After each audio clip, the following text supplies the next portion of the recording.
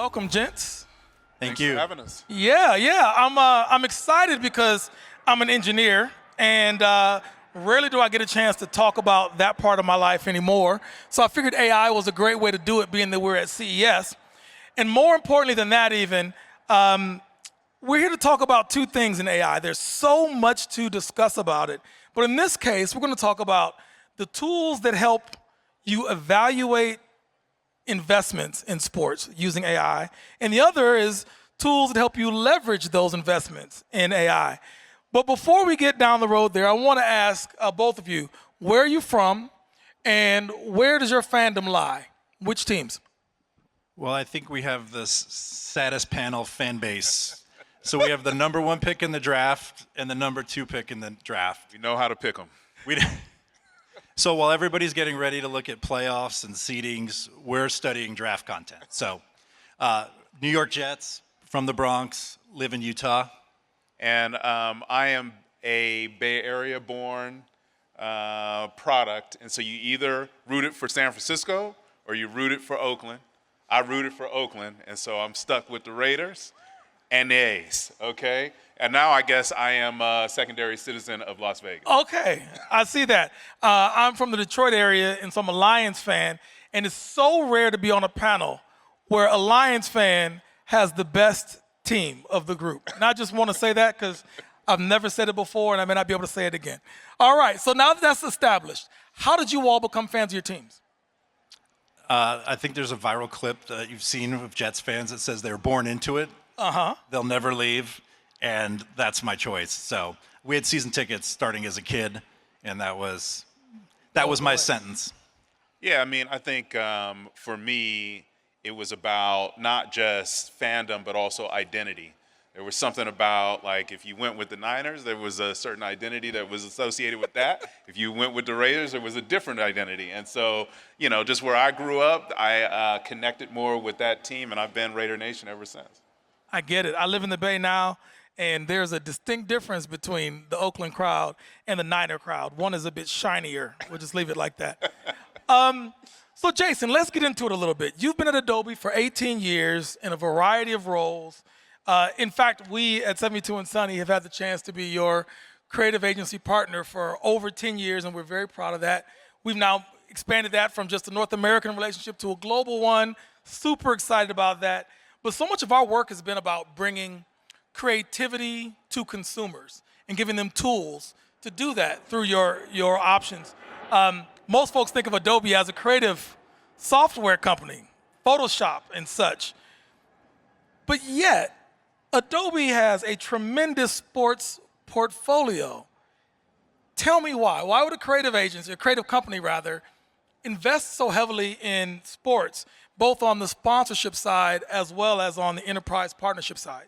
Yeah, and that's actually the reason. Because we're so known for our creativity, we have, over the past year, invested in several strategic league relationships. Brand new relationship with Premier League.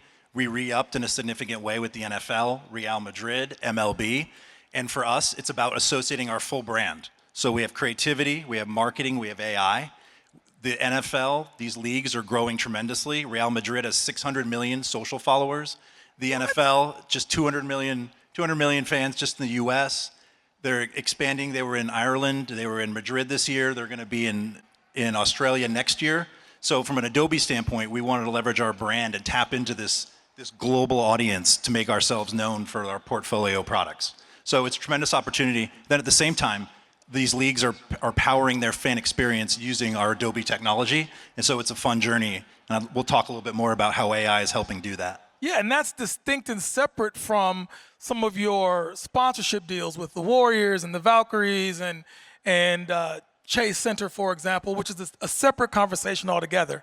Sponsoring versus being a partner with the league. You're the official creativity sponsor or partner for the NFL. I think that's how that's described. So across those leagues and Real Madrid, we're the official fan AI creative partner across those. And so it's just opened up a lot of doors for us from a relationship standpoint.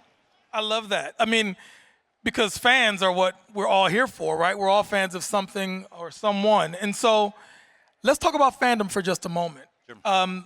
What does it mean in the modern context, and how is it evolving? What have you seen? Yeah, so fandom for us, especially with working with these leagues, and personally, right, it's deeply emotional. It's about community, it's about bonding. It's about high-fiving the guy next to you after a touchdown at the bar or at the game. For us, it's also about, pain and suffering as a fan. But for fandom, what we're also seeing is we're seeing AI play more of a role with fandom. We're seeing AI change how folks are connecting. We're also seeing with the rise of agentic, meaning AI is becoming more better understanding intent, emotion, feeling, that there's an opportunity for us to be on the precipice of how do we leverage this intent, this organic AI, and get it to help with a fan experience. Well, that's really ironic because clearly when you think about fandom, I think about people. And to juxtapose that to AI, which is a machine, is really quite remarkable to see how those things can interplay, especially when you talk about the community building aspect of fandom, which is the core of what every great marketer, great brand is looking to do. So if the core of fandom is the same, but the way fans are engaging today is a little bit different, what have you all learned about the evolving landscape of fandom? Yeah, so as we've been partnering with the NFL and these leagues, they're all trying to solve the same pain. They're all trying to grow their fan base, and they're trying to do it globally. They're trying to do it with a more diverse audience. They're trying to do it with the youth.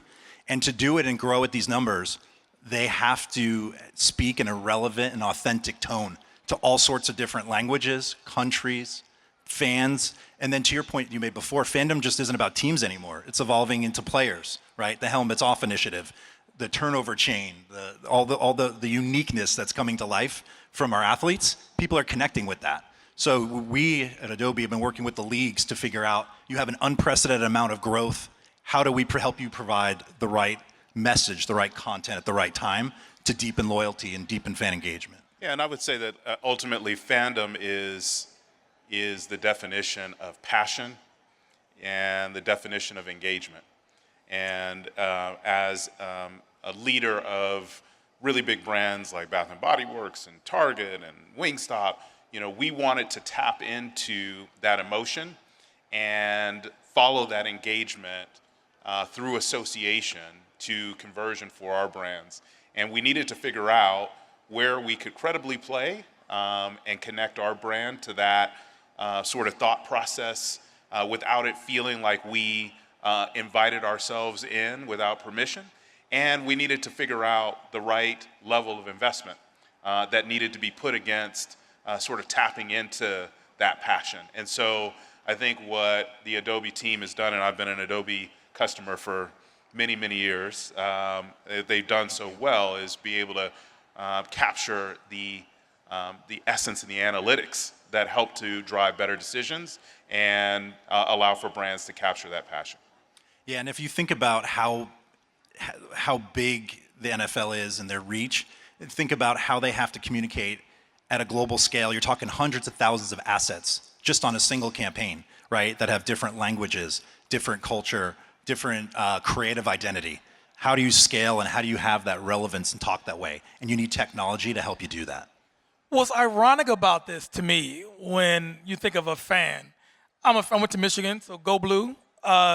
You're from Utah. Thank you for letting us have your Utah Utes coach. We appreciate that. And there's some ducks in the room, quack, quack, and all the stuff. I see a Notre Domer out here somewhere. There's a guy with a golden dome. So there's all these different fan groups, and we all have an association with a thing. But when you talk about trying to expand your brand globally, like the National Football League is, they're a partner of ours. We've been partners with them for like 8 years, helping on strategy and creative. All the Super Bowl commercials you see for them, we've done for the last 8 years, et cetera, et cetera. Part of their mission is to take an American football sport and move it offshore. And then soccer, as we call it, is bringing their sport onto our shores. Building fans that are geographically different and culturally diverse, and women have been a huge target for the National Football League, and youth. These are people that might be fans, but they're completely different in some ways. And so I'd like to understand a bit more how you all, as you think about fan engagement and you think about the tools that Adobe has, How are you all helping the NFL apply those tools to touch so many different types of people, even though you want them to be just one fan? Yeah. And just one final piece on the fandom before we get into this. You mentioned youth, right? The NFL's initiative with flag football. And thinking about how the youth is consuming content media. I mean, I'm sure people here have teenagers. None of them are sitting down next to us watching the game for 3 hours. Nope. They're asking us if we saw the Saquon Barkley highlights, the Wemby dunk. They watched it in TikTok in 5 minutes, and it's as if they sat next to me and watched the entire game. So as you think about these channels of consumption, it's just yet another level of complexity that these leagues and clubs have to think about when serving the fan experience. And so then to answer your other point about, we've spent a lot of time with the NFL lately, and we met with their head of fan-centric growth, Josh Ravinovitz, at the beginning of the season and did a fireside chat with him. And during this fireside chat, he had a great saying about, what do you think ideal fan engagement is?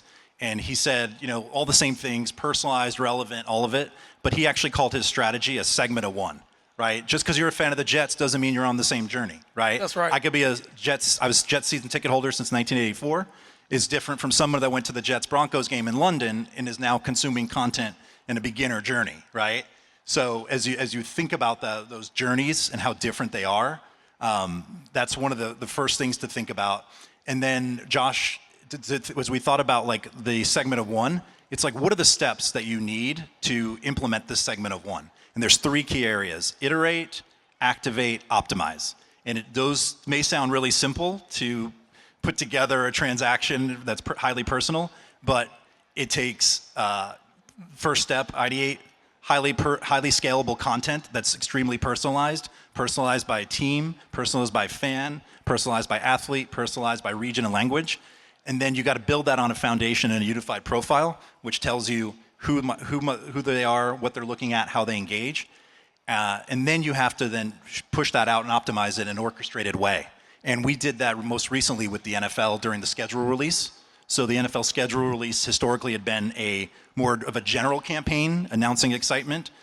Leveraging our technology, leveraging our campaign orchestration, we were able to personalize it and see increases in revenue, retail sales, and tickets. So using this technology in practical use cases to improve fan experience. I love that. There's so much baked in there. This idea of ideate, activate, optimize really is helping to give leagues the tools they need to actually produce the thousands of assets they need to touch each individual fan in the way that matters most to them. But I'd be curious to know, and then we're going to get to you in a moment, Maurice, which is, you've talked about how Adobe impacts the league, the enterprise, but how do your tools, the way they've been constructed today with AI, actually impact the consumer? Because that's the space that many of us are maybe most familiar with your brand working in. Yeah, and this is actually the most fun part, and the best examples I've got is we've allowed, using our creative tools, our goal is to empower hundreds, thousands of creators to engage and use our tools in a smart way. So a couple of examples of how we've done that. EA Sports, so the EA Sports college football game, when you go and download that on the app, you can create your team using Adobe Express and customize it. So the logo, the helmets, the uniforms, all represented in your authentic way when you're playing college football. We also did something with Premier League this summer during the summer series. We partnered with Puma at the Puma Premier flagship store in New York City, and we created a custom activation where soccer fans were able to engage with our Gen AI interactive technology and customize their own Puma ball with mood, intent, keywords. We printed those, put them on Puma jerseys, gave them to our customers. I'll send you one. I need one of those They're jerseys. really cool. They're really cool. But we're trying to think about different ways. If you go to the Premier League website and you sign up for their fantasy football, we have an SDK built in on there where you create your badge that shows your team logo using our creative tools, our generative AI and creative tools. So we're, at the end of the day, using these AI tools for folks to express their fandom and deepen loyalty and engagement. Well, that's remarkable. I mean, ironically, in our work with you all, the tagline that we've chosen for the consumer-facing campaign is made to create. You've described that perfectly. And I know that your enterprise campaign it starts with Adobe. And it seems to me like both fit perfectly for the segments that you're describing, and AI is at the center of both, which is really, really awesome. Yeah, and then I think too, this also, as we wrap up here for my part, it also relates to not just sports. Have a safe flight. And not just, it doesn't just relate to the fan experience, it's also, we work with thousands of brands on the customer experience side. So the delivering the personalized experience authentically when it matters in a scalable content and asset way, it matters across. So we're excited, it's just the beginning. I do have one question though, because this is Sport Beach, but there are plenty brands here that are not endemic to sports. They're not a league or a team. They may be a food company. They may be in another segment of the marketplace. The question I have for you is all that you've described around helping the enterprise access fans and helping fans have a more personalized experience through your tool, how does that relate to someone that is making mac and cheese or selling soup or body soaps and washes and things of the sort? How does it apply to a non-sports brand or a non-sport fan? Yeah, I think you can apply the same logic for creation of delivering that personalized experience. The foundation is still the same, right? You need a unified database, you need to be able to take content and scale it, and you need to be activated in a smart way, in an orchestrated way. So we see a lot of similarities, a lot of crossover between the fan experience and improving the customer experience. Oh, Damien, is there ever such thing as a non-sports brand? I need for us to reframe our mind. It's about what do we need to do to win with our customer? Where is it that sort of emotional peak rises for them? And do we have something relevant and credible to say in that space that helps to enhance the experience that they have around that passion point? If so, yes, Bath and Body Works belongs around sports. Yes, mac and cheese belongs around sports. Yes, Target belongs around sports. So I do think it is about how we can take the insight around that customer, the right tools, and take the right message and create some synergy that wasn't seen before. So see, I normally get a chance to interview athletes, and I really love interviewing corporate athletes because they'll dunk on you too if you get it wrong. So thank you for dunking on me, Maurice. Get off the stage now. It's all good. With that, you've walked into an interesting part of the conversation that I would love to discuss. NIL is something we've all heard. Many of us don't really understand it all that well. We have a resident expert who can talk to us a bit about NIL.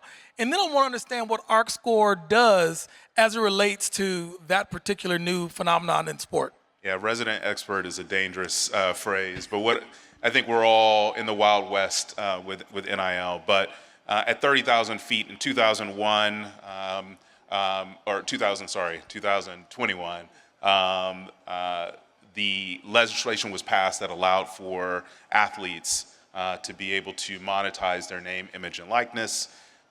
And be able to benefit from different types of monetary deals with different stakeholders.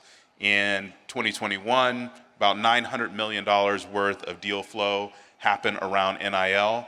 Today, it's at about $2.5 billion. And when you actually start to think about what are the three major buckets of NIL. This is college, right? We're talking about college athletes? These are college athletes, right? You have first the money that comes from the schools.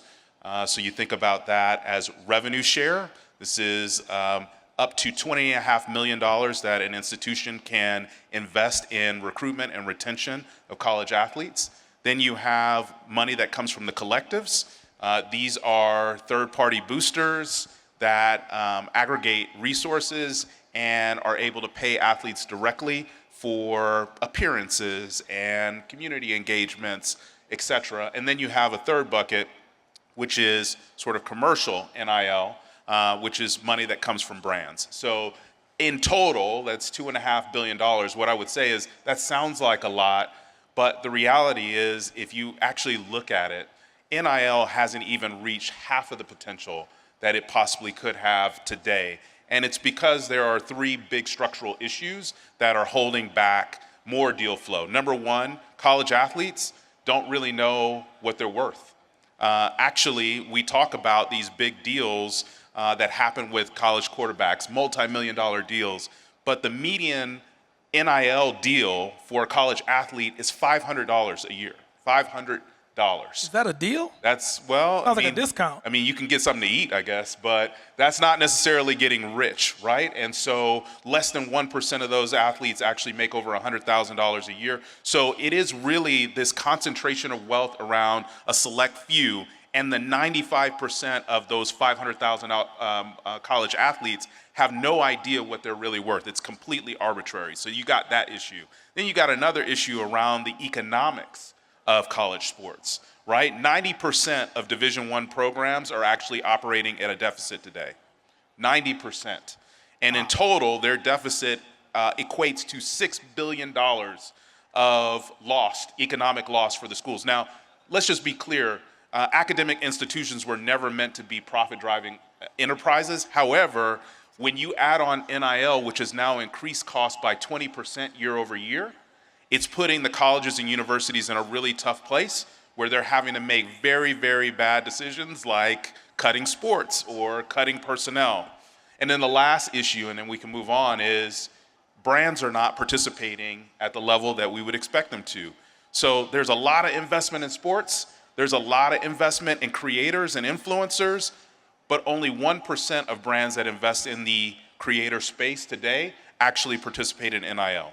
And part of the reason for that is that it's not a lot of structure there, there's not a lot of visibility, and what the brands are looking for, having been one of those leaders that would invest in the space, is some kind of third-party signal that suggests that if you invest in a college athlete, you'll get a comparable return to what you would get if you invested in a native creator. And so ArcScore is setting out to make value visible and create an NIL valuation and decisioning engine that will allow for the athletes to know what they're worth, the schools to make better cost decisions in terms of investment in athletes, and for brands to be assured that they can partner with the right athletes to get returns.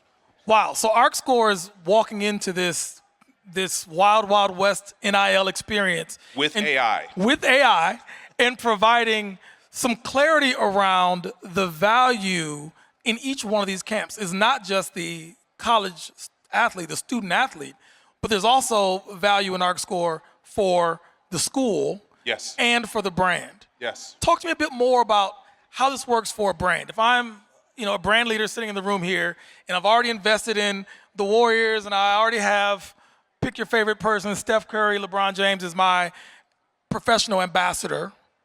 How does ArcScore help a brand make a decision around which college athlete I might want to invest in, and is it a good idea to do it? Well, what I would say to that brand is you want that passion, don't you? You want that engagement, don't you? Well, certainly you do, and you want it at a strong return. What I would suggest today is that there isn't as much money to be made in the 10% of athletes that are known, where their price tag has kind of escalated through the roof. Really, the arbitrage for brands is in the 90% that are unknown.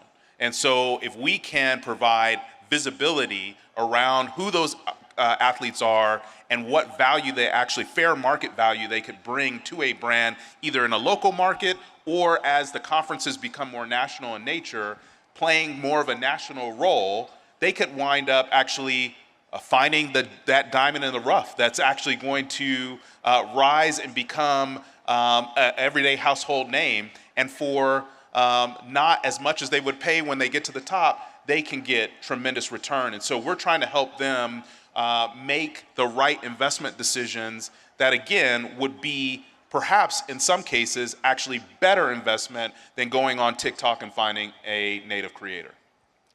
Wow. So what I find fascinating about this topic is when AI comes up, oftentimes I typically tune out because it's a term we hear all the time. And when I do use it, it's to write an email. I'm just joking. I don't let AI write my emails. I do my own, shame. John. There's no shame. But there's actual tools now that sit on both sides of the sports ecosystem that can be really helpful for us. There's a value-based tool that can help us figure out which investments to make and understand the ROI of it.